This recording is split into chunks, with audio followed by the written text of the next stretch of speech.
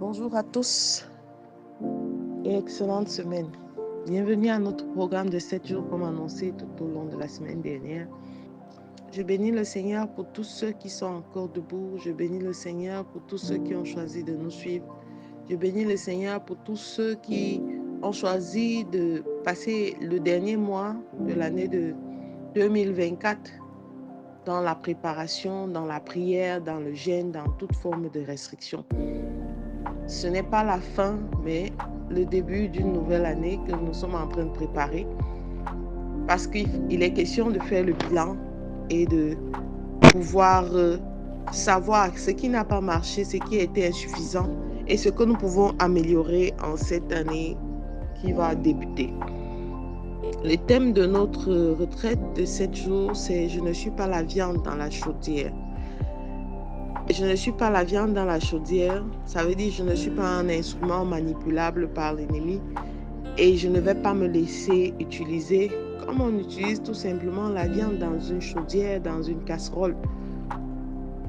Alors, il faut refuser de succomber au plan de l'ennemi, il faut refuser de se laisser manipuler, de laisser les autres donner la direction à notre vie. Il faut rester avec l'esprit rivé sur le plan de Dieu pour nous. Tout au long de l'année, ça, ce sera le bilan à faire par chacun de nous. Nous avons encaissé, nous sommes laissés compromettre et nous avons même des fois tenté de nous laisser guider par d'autres. Mais le Seigneur nous appelle à quelque chose de particulier, chacun de là où il se trouve, chacun dans sa posture. Le passage que nous allons faire, sur lequel nous sommes basés pour ce thème, est tiré du livre d'Ézéchiel au chapitre 11, verset 7.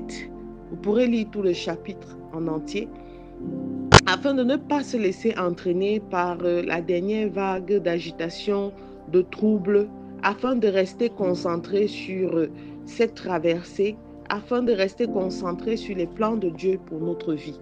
Je ne suis pas la viande dans la chaudière. Alors, je ne vais pas me laisser manipuler. Je ne vais pas me laisser transformer au goût et au bon vouloir de mes adversaires, mais je laisserai que le Seigneur me façonne. Et pour laisser que le Seigneur me façonne, je dois tout d'abord accepter le brisement. Le brisement et renoncer à tout ce qui me maintenait captif, tout ce qui m'empêchait de m'approcher du trône de gloire avec assurance, de m'approcher du trône de gloire avec la joie et la paix. Donc, comme dans tous les programmes, nous commencerons avec la repentance.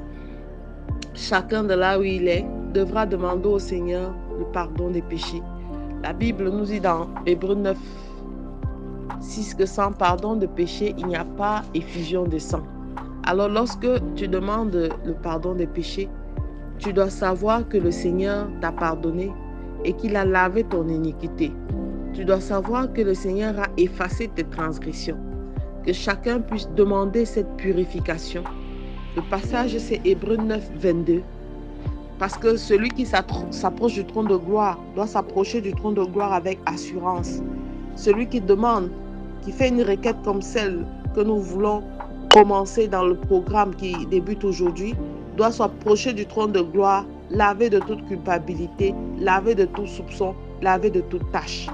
Alors, Père éternel, nous te recommandons ton peuple qui aujourd'hui a décidé de passer avec toi, de préparer cette fin d'année et d'entrer dans la nouvelle année avec une nouvelle dynamique. Ils ont refusé de se comporter comme des viandes dans les chaudières. Et devant ton trône de gloire, nous sommes tous prosternés ce matin pour implorer le pardon et la miséricorde pour tout ce que nous avons fait qui ne t'a pas plu, pour toute forme d'impurité dont nous sommes chargés, pour toute forme, Père éternel, de saleté que nous avons portée en nous. Nous ne voulons non seulement pas être la viande dans la chaudière, mais nous ne voulons pas être semblables à cette rouille dans cette chaudière. Tu nous as donné l'assurance que nous serons ôtés de la chaudière. Et alors nous voulons déjà nous approcher de toi nous approcher du trône de gloire, laver de toute impureté, laver, Père éternel, dépouiller de toute impureté, dépouiller de toute culpabilité, dépouiller de tout orgueil. Seigneur, pardonne à ton peuple prosterné et donne-nous de prendre un nouveau départ avec toi. Au nom de Jésus-Christ.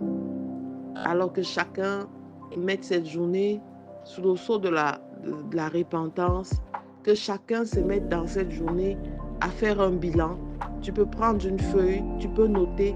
C'est important de noter. Le Seigneur lui-même le suggérera à ses serviteurs. Il faut noter afin que tu saches à quoi tu t'attends pour l'année nouvelle, afin que tu saches ce que tu veux et ce que tu ne veux plus vivre pour l'année ancienne, et que tu invoques le sang de Jésus au plus profond de toi.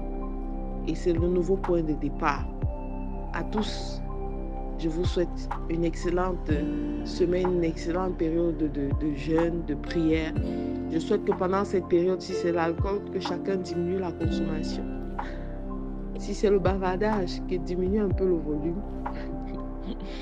Que nous dormons moins et que nous soyons davantage dans la méditation de cette parole, afin que le Dieu de gloire nous amène dans l'année 2025 avec joie, avec l'assurance de ce que ses promesses s'accompliront.